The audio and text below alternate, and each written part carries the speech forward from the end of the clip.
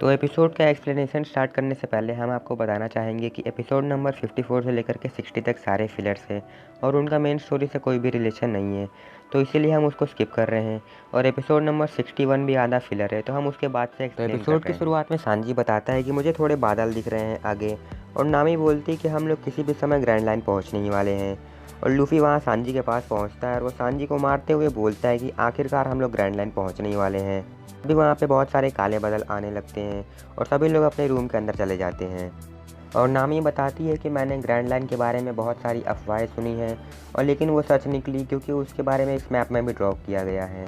और वो बताती है कि ये सच है कि हमें ग्रैंड लाइन में जाने के लिए पहले उस पहाड़ को चढ़ना होगा। और ज़ोरो बोलते हैं कि मुझको तो ये यकीन ही नहीं हो रहा है कि हम लोग एक पहाड़ को चढ़ने वाले हैं, वो भी एक बोट लेके। और वो बोलता है कि अगर वो कोई नहर होती तो हम लोग ठीक होता, लेकिन हम लोग पहाड़ को कैसे चढ़ेंगे। और तभी वो सब बोलता है कि लहर बहुत ही तेज़ हो रही है और मुझसे रेडर नहीं संभाला जा रहा है, जो कि उस शिप का स्टीयरिंग व्हील होता है। और नामी उसॉप से बोलती है कि क्या सच में लहर तेज़ हो रही है। और उसके बाद नामी बोलती है कि मुझको समझ में आ गया है। और वो सब लोगों को मैप दिखा के बोलती है कि देखो ये North Blue, East Blue, South Blue, West Blue, इन सभी से एक एक नहर निकल के आती है, जो कि इस पहाड़ के एकदम ही चोटी पे मिलती है। और उसके बाद वो पूरी नहर ग्रैंड लाइन के अंदर चली जाती है। तो अगर हम लोग इसके साथ चले तो हम लोग भी वहाँ पहुँच सकते हैं, और हमें भी इस नहर के साथ ही चलना होगा। लेकिन अगर हमसे थोड़ी भी गलती हुई और हम उस नहर से बाहर निकल गए तो हमारी शिप टूट भी सकती है। और वो बोलती है कि वैसे भी हम लोग अब नहर में आ चुके हैं और हमारी स्पीड बहुत ही तेज़ी से बढ़ने लगी है, और हम लोग बहुत ही जल्दी रिवर्स माउंटेन तक पहुंच जाएंगे। ज़ोरो बोलता है कि मुझे अभी भी यकीन नहीं हो रहा है कि हम लोग अपनी बोट को लेके एक पहाड़ पर चढ़ने वाले हैं। और सांजी बताता है कि मैंने भी उस पहाड़ के बारे में कई कहानियाँ सुनी हैं। और वो बताता है कि जो भी लोग उस ग्रैंड पहाड़ पर चढ़ते हैं ग्रैंड लाइन में जाने के लिए, उनमें से आधे लोग पहले ही मर जाते हैं। और तभी वहाँ पे बारिश होने लगती है और हवा भी चलने लगती है बहुत ही तेज़ी से। और लूफ़ी अपनी सेल को बंद कर देता है और वो ऊपर से देखता है कि उसको रेड लाइन दिख रहा होता है। और तभी नामी और सांजी आते हैं और वो देखते हैं। और सांजी बताता है कि मुझे ग्रैंड लाइन का एंट्रेंस नहीं दिख रहा है, क्योंकि वहाँ पे बहुत सारे बादल होते हैं। और उसके बाद पानी का बहाव और तेज़ हो गया होता है, जिससे कि उनकी शिप की स्पीड और तेज़ हो रही होती है। और ज़ोरो और उसॉप मिल करके रूडर को संभाल रहे होते हैं, जो कि उस शिप की स्टीयरिंग व्हील होती है। और उसके बाद ज़ोरो और उसॉप नामी से पूछते हैं कि ग्रैंड लाइन का एंट्रेंस कहाँ से है। और नामी देखती है कि उस पहाड़ में छेद है, और नामी बोलती है कि बिना कुछ कहे सीधा सीधा आगे बढ़ते रहो।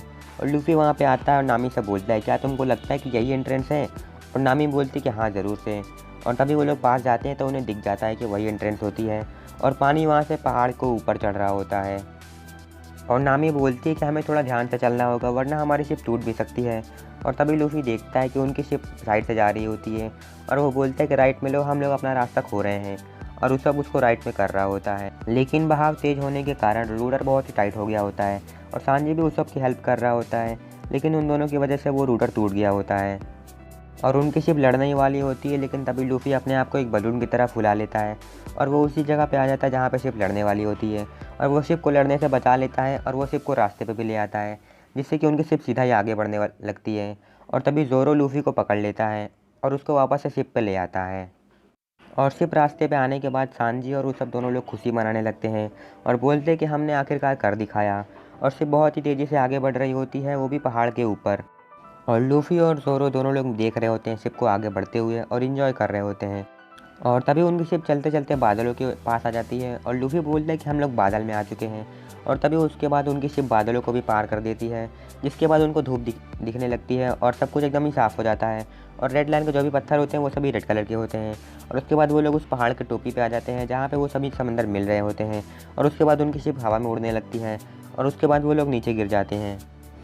और उसके बाद उनकी शिप तेज़ी से नीचे जा रही होती है और उनको ग्रैंड लाइन सामने दिख रहा होता है। और ज़ोरो ग्रैंड लाइन को देखते हुए बोलता है कि मैं भी मीहॉक के जैसा स्ट्रॉन्ग स्वॉर्ड्समैन बनूंगा। और सांजी बोलता है कि ओल्ड ब्लू को ढूंढने के लिए। और नामी बताती है कि मैं इस पूरी दुनिया का मैप बनाऊंगी। और उसब बोलता है कि वो ब्रेव वॉरियर ऑफ द सी बनेगा। और लूफ़ी अपने सामने देखता है तो उसको ग्रैंड लाइन का समंदर दिख रहा होता है, और वह बोलता है कि तो ये है दुनिया का सबसे महान समंदर, ग्रैंड लाइन। और वो बोलता है कि मेरे सामने ही कहीं पे वन पीस छुपा होगा और मैं उसे ढूंढ के निकालूंगा। और हमारा एपिसोड यहीं पे ख़त्म हो जाता है।